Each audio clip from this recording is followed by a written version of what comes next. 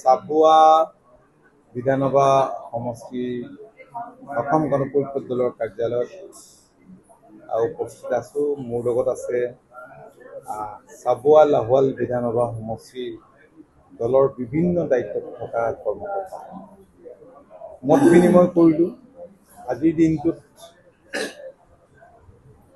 শিৱসাগৰ জিলা সমিতিৰ অন্তৰ্গত কেওটা বিধানসভা সমষ্টিৰ কৰ্মকৰ্তাৰ লগতে ভাতৃভগ্নী সংগঠনৰ কৰ্মকৰ্তা, চৰাইদেউ জিলাৰ অন্তৰ্গত মাহমৰা সোণাৰী বিধানসভা সমষ্টিৰ সভাপতি সম্পাদক, জিলা সমিতিৰ কৰ্মকৰ্তা, ভাতৃভগ্নী সংগঠনৰ কৰ্মকৰ্তা, কেন্দ্ৰীয় সমিতি আমাৰ সতীৰ্থ, কেন্দ্ৰীয় সাধাৰণ পৰিষদৰ সদস্য, পঞ্চায়তৰ নৱনিৰ্বাচিত প্ৰতিনিধি সকলোৰে লগত দলৰ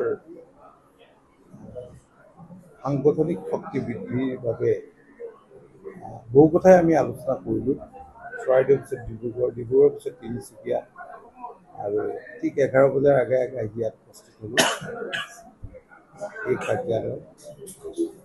দলৰ কৰ্মীসকলৰ লগত মত বিনিময় কৰিলোঁ। দলৰ কৰ্মীসকলৰ উৎসাহে আমাক উৎসাহিত কৰিছে। যোৱা দিনবিলাকত এই সমষ্টিৰ বিধায়ক পিনাকন বৰুৱা ডাঙৰীয়াই সমষ্টিটোৰ সৰ্বাংগীন বিকাশৰ কাৰণে আপ্ৰাণ চেষ্টা অব্যাহত ৰাখিছে আৰু যিবোৰ পৰিকল্পনা কৰিছিলে তাৰ বহু পৰিকল্পনাই সাকাৰ ৰূপ পাইছে। আপোনালোকে জানে যে সমষ্টি পুনৰ নিৰ্ধাৰণ কৰিব আৰু সমষ্টি পুনৰ নিৰ্ধাৰণৰ ফলস্বৰূপে ৰাজ্যখনৰ বিভিন্ন সমষ্টিৰ লগতে চাবুৱা বিধানসভা সমষ্টিৰো আকাৰ সলনি হ'ব।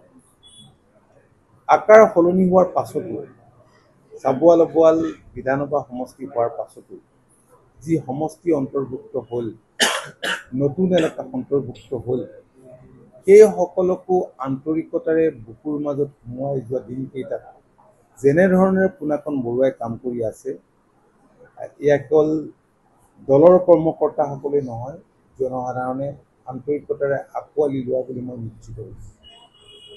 যোৱা দিনকেইটাত দলৰ সাংগঠনিক স্তৰবোৰ শক্তিশালী কৰিবৰ কাৰণে সৰ্বতোপ্ৰকাৰে চেষ্টা অব্যাহত ৰাখিছে। 90% সাংগঠনিক স্তৰ পূৰ্ণাংগ ৰূপ পাইছে। বুথ সমিতি গঠন হৈছে। আমাৰ দলৰ সংবিধান মতে যি শাখা সমিতি থাকিব লাগে, শাখা সমিতি সবল ৰূপত গঠন কৰা হৈছে। আঞ্চলিক সমিতি গঠন হৈছে। নগৰতো যিখিনি কাম কৰিব লাগে, ৱাৰ্ড ভিত্তিত সেইখিনি কাম হৈছে। খুব ভাল ধৰণে কাম কাজ কৰি আছে। মই তেওঁক আন্তৰিক ধন্যবাদ আৰু কৃতজ্ঞতা জনাইছোঁ। দলৰ প্ৰতিজন নিষ্ঠাবান শৃংখলাবদ্ধ সৈনিকক মই দলৰ কেন্দ্ৰীয় সমিতিৰ তৰফৰ পৰা ধন্যবাদ আৰু কৃতজ্ঞতা জনাইছোঁ। মোৰ দৃঢ় বিশ্বাস যে আহি থকা বিধানসভা নিৰ্বাচনত বিপুল ভোটত পিনাকন বৰুৱা ডাঙৰীয়াই এই সমষ্টিৰ পৰা জয়লাভ কৰিব। কাৰণ জনসাধাৰণৰ মাজত সকলো সময়তে আছে, দুখে সুখে সকলো সময়তে তেওঁ জনসাধাৰণক লগ দিছে আৰু দলৰ কৰ্মকৰ্তাসকলেও আন্তৰিকতাৰে যথেষ্টখিনি কাম কৰিছে। 2026 বিধানসভা যি নিৰ্বাচন আছে, নিৰ্বাচনৰ প্ৰাক মুহূৰ্তত আপুনি এতিয়া দেখিছোঁ শীৰ্ষস্থানীয় অগপৰ নেতৃত্ব স্থানীয় ব্যক্তিসকলক লৈ নিশা পৰ্যন্ত ৰুদ্ৰদ্বাৰ বৈঠক কৰিছে, উজনি সময়ত ঘূৰিছে। এয়া 2026 ৰণদংগা বুলি ক'ব পাৰি। হয়, 2026 নিৰ্বাচনলৈ যিহেতু বেছি দিন নাই আৰু আপোনালোকে জানে যে পৰীক্ষাৰ সময়ত যিকোনো ছাত্ৰ ছাত্ৰীয়ে অলপ বেছিকৈ পঢ়ে আৰু মইতো সকলো সময়তে একেধৰণে পঢ়া শুনা কৰি থকাটো বিচাৰোঁ, মানে দলৰ কাম কাজ কৰি থকাটো বিচাৰোঁ। কিন্তু এতিয়া বাস্তৱত পৰিলক্ষিত নহয়। কিন্তু এতিয়া দেখিছোঁ যে আমাৰ দলৰ কৰ্মকৰ্তাসকলে শেহতীয়াকৈ বিভিন্ন কাৰণত, কাৰণ আৱেগিকভাৱে দলটোৰ লগত জড়িত হৈ আছে, কাৰণ দলটোৰ ৰাইজৰ তেজেৰে গঢ়া দল। জাতীয়তাবাদ, আঞ্চলিকতাবাদ এইবিলাক মানুহৰ হৃদয়ৰ আচলতে অনুভূতি। গতিকে উজনিত মই অনুভৱ কৰোঁ যে এই ধাৰাটো অতি প্ৰবল। গতিকে সেইসকলে খুব আন্তৰিকতাৰে দলটোক আহি থকা দিনবিলাকত শক্তিশালী কৰিব লাগিব। জনসংযোগ বৃদ্ধিৰ কাৰণে যাৱতীয় ব্যৱস্থা দলৰ পৰা নিৰ্দেশ থাককেই বা নাথাকক তেওঁলোকে গ্ৰহণ কৰিছে। বহুতো প্ৰত্যাহ্বান নেওচি দলটোক শক্তিশালী কৰিবলৈ উঠি পৰি লাগিছে। আৰু আপোনালোকে জানে যে কংগ্ৰেছৰ অপকৰ্ম অপশাসনৰ বাবেই অগপৰ জন্ম। আৰু অসম গণ পৰিষদ দল বৰ্তমান ভাৰতীয় জনতা পাৰ্টীৰ নেতৃত্বাধীন মিত্ৰজোঁট চৰকাৰৰ অংশীদাৰ।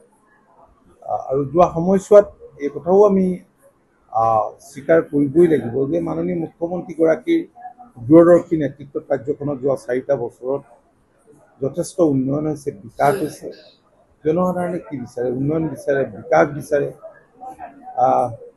প্ৰতিটো পৰিয়ালে যাতে নিজৰ ভৰিৰ ওপৰত থিয় দি চলিব পাৰে, সমস্যাবিলাক সঠিকভাৱে মোকাবিলা কৰিব পাৰে। গতিকে ৰাজহুৱা স্বাৰ্থজড়িত যিবিলাক কাম, ৰাজ্যখনৰ খিলঞ্জীয়া জনসাধাৰণৰ সুৰক্ষিত ভৱিষ্যতৰ প্ৰতি লক্ষ্য ৰাখি যিবিলাক কাম হৈছে, ইয়াৰ উপৰিও মই দেখিছোঁ যে প্ৰতিটো গ্ৰামাঞ্চলৰ বা নগৰাঞ্চলৰ পৰিয়াল কিবা নহয় কিবা আঁচনিৰ জৰিয়তে তেওঁলোক উপকৃত হৈছে। গতিকে জনসাধাৰণ নিশ্চিতভাৱে আমাৰ লগত থাকিব আৰু আমি জনসাধাৰণৰ আন্তৰিক শুভেচ্ছা আশীষ আমি বিচাৰিছোঁ।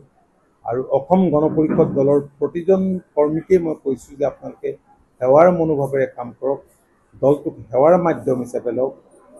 অন্য দলৰ যিসকল কাৰ্যকৰ্তা তেওঁলোকৰ ৰাজনৈতিক চৰিত্ৰ আৰু অসম গণ পৰিষদ দলৰ কৰ্মকৰ্তাসকলৰ ৰাজনৈতিক চৰিত্ৰৰ মাজত পাৰ্থক্য থকাটো একেবাৰেই স্বাভাৱিক, যিহেতু আমাৰ দলটো ৰাইজৰ তেজেৰে গঢ়া দল। গতিকে আমি নিশ্চিত যে অনাগত দিনত অসম গণ পৰিষদ দল শক্তিশালী হ'ব, উজ্জীৱিত হ'ব। আৰু আমি মনে প্ৰাণে বিশ্বাস কৰোঁ, দলৰ প্ৰতিজন কৰ্মকৰ্তাই বিশ্বাস কৰে যে অসমত অসম গণ পৰিষদ দল শক্তিশালী হোৱা মানে আঞ্চলিকতাবাদ শক্তিশালী হোৱা আৰু অসমৰ জনসাধাৰণ খিলঞ্জীয়া ৰাইজ সুৰক্ষিত হোৱা।